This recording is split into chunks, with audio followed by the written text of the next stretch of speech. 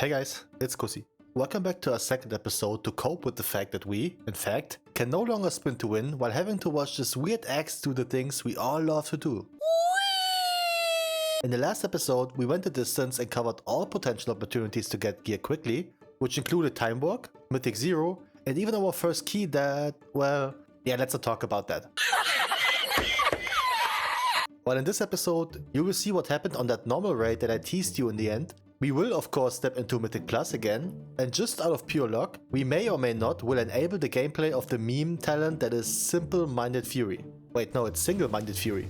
I guess Fury in general is pretty simple-minded. So make sure to grab a drink, get comfy, leave a like, and enjoy the episode.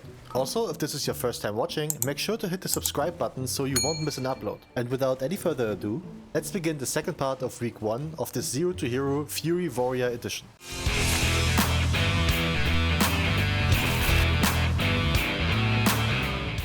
So I know I left you guys hanging with the little teaser in the last episode, and since this is more or less a Mythic Plus journey, we will simply go over the important things here. I applied to a normal raid for more chances of items. Quick note, I did not post any achievement at all. I simply put into the little note window that I am experienced in the raid. And even though this isn't wrong, it could have been a lie everyone can drop. The first boss dropped a shoulder piece that was interesting to me, which I didn't win. Cause someone whipped out a straight 100 for that. The second boss, the Council, has a nice chance to give out a trinket that most people want, the Incarnate Icon. Unfortunately it didn't drop, but this bad boy did, Big Boy Weapon. And your boy rolled an 83 to secure first place, until it wasn't first place anymore. Instead, it got rolled away by a guy who already had a champion weapon. Unlucky. Next up was Starthea, who only dropped an item that I had on LFR already, so I wasn't too interested in it. Teros, however, does drop the Rumbling Ruby that seems to sim rather well for us. But, you guessed it, nowhere to be seen. And only a headpiece drop that I didn't care for considering I got a champion piece on that slot. Oh, by the way, after the Knockhood experience from last episode, I made the decision to turn my headpiece into tier set and to get the chest piece from the LFR token as well. So we are officially rocking 2 set now. Oh, that's hot. That's hot. This set bonus increases the damage of Rampage flat by 12%. We like that. Next on the list was the most annoying boss I ever had to play back in Season 1 on my Survival Hunter. The boss design itself is very cool, but the fact that your pets are just floating in the middle of nothing around the boss makes things so annoying as a hunter. And if you add the extra jump that your rotational buttons like Flanking Strike, Coordinated Assault or Spearhead bring, boy was I mad at this fight back then. On Warrior however, easy mode. You can just leap upwards for probably the easiest catch up in the world. This one dropped 2 items for a change. A pair of gloves, which I really need at this point, and also a one-hand weapon. One step closer to Single-Minded Fury, baby.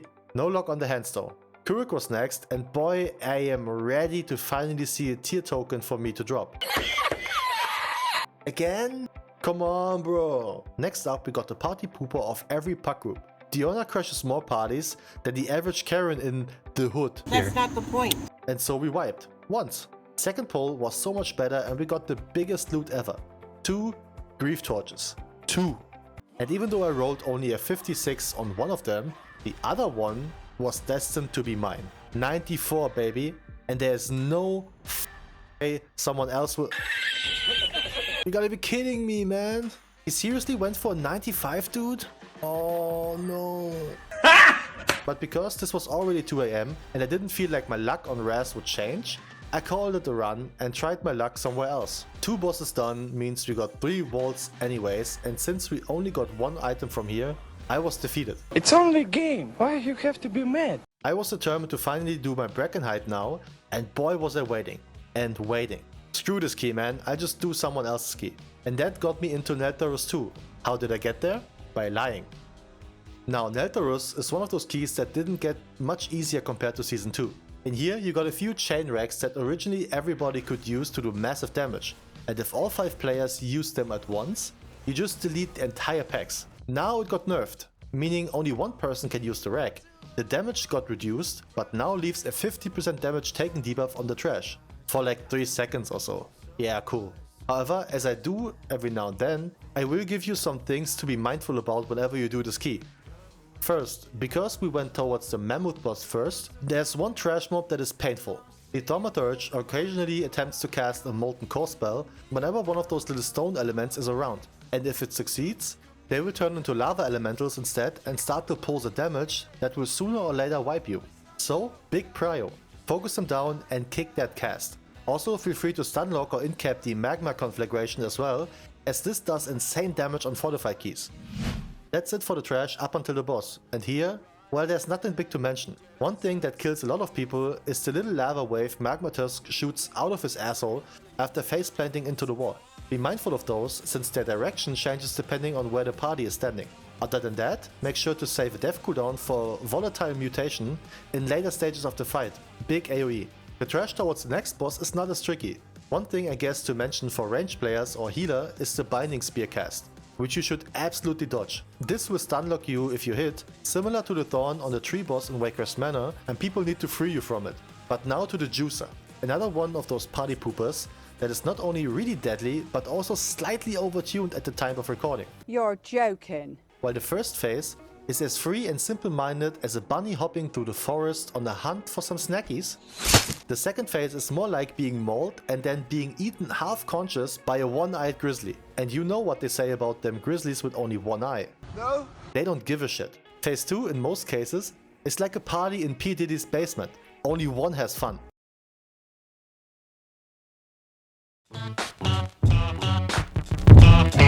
Allegedly. But back to the actual fight.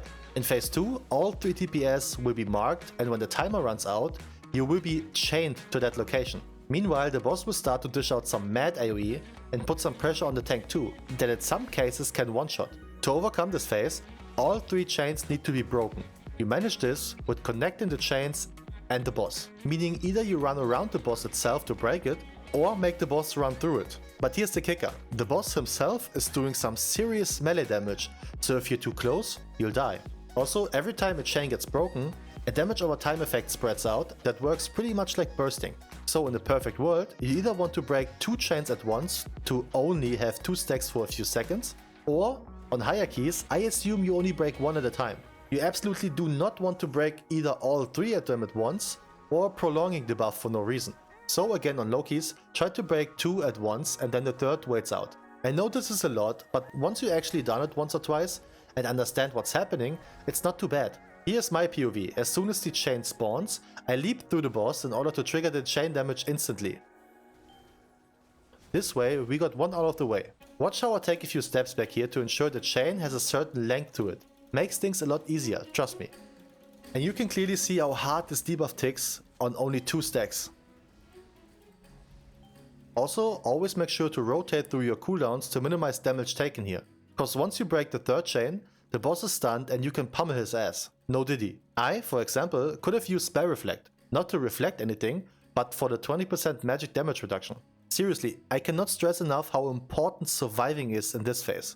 Recap, on low keys, 2 chains at a time, on higher keys, probably only 1 at a time. Another thing for the tank here is, in that very same phase, he hits hard. Very hard. Our tank was fully decked from season 3, and on the first time his stone scale procced, on the second, no more scales left. On the next pull, the tank was more aware of that incoming damage, but this time we triggered 3 stacks. And just look at this, insane damage. And even though we lost 2 players, we got 1 back with the CR and continued. Now another thing to remember, if a DPS dies, the healer will be the 3rd guy with the chains. So if you are a healer, be mindful of that. For some reason we managed to get this boss done with only 4 people, and so we move on. The 3rd boss is very much self-explaining. Just dodge everything and don't get hit by the swirlies. The only mechanic where you have to do shit is the Blazing Aegis. Just take a few steps out and you'll be fine. For tanks, on heated swings, make sure to pop a defensive and position yourself, because he will knock you back.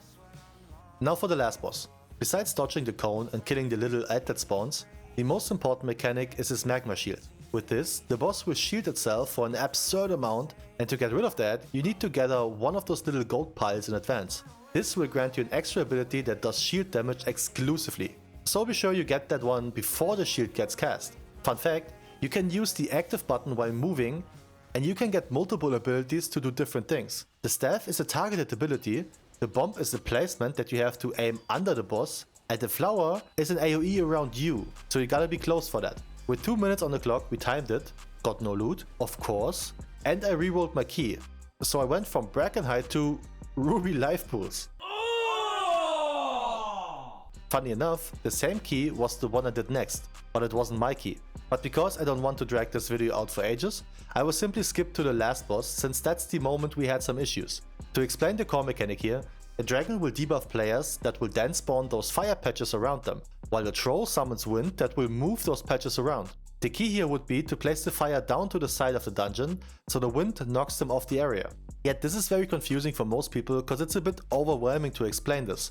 Just make sure to put it far away from the party, so it doesn't bother anyone. One thing to notice, if you step into the puddles or get hit by the fire breath, you also get debuffs that will spawn more fire patches. So make sure to avoid that for real. We did have some troubles on the first pull, but then got it done on the second, and boy did we get rewarded. With our third cloak of this week. Traded it away like a good girl, and then I decided to go for some mythic zeros instead to get a higher chance for gear. Neldaris again was up for grasp, mainly in there are 2 weapons that can drop, and because we just went over all of this, I'll skip ahead to the loot. Mammoth was the first, and we got another cloak. I hate my life. And even though the chain guy gave me nothing but bad vibes, the third boss was where it's at. Look at this.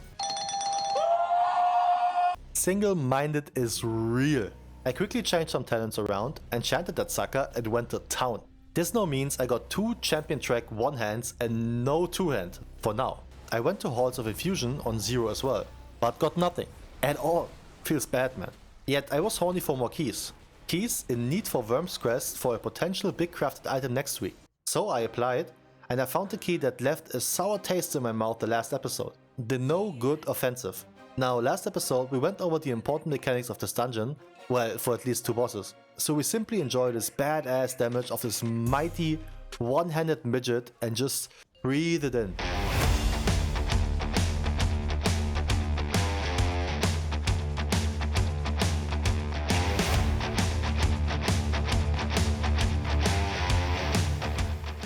This key went very different than last time. And besides the occasional dirt naps by yours truly, due to the Stormcaller's boon, we had a good time. Until I yet died again because of the boon, because I pressed it by accident. Sucks to suck, man. And what did we get for dying on the last boss? You guessed it. Cool! The last key for this video was an Algata Academy 2. Probably my favorite dungeon of this expansion. Big pulls, cool bosses, extra stat buffs, and a few neat items one could aim for. And we started with the tree boss. A boss where single target is actually very important, but everyone just gets blinded by the possibilities to AoE and top shots. Important to note here, kill the little tree at ASAP.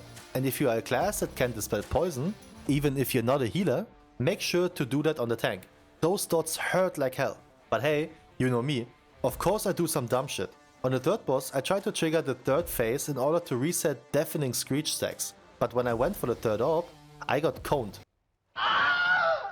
But fortunately, that was it for my stupidity, and we only had 1 light shock with our tank DC'd, and we didn't know if he will be back or not.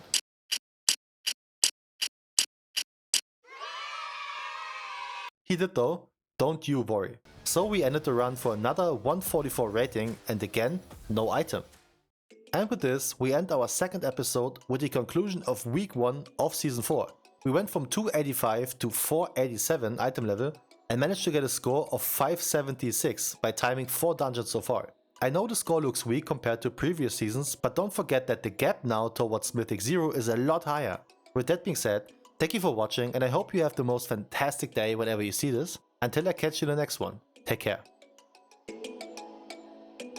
Oh baby!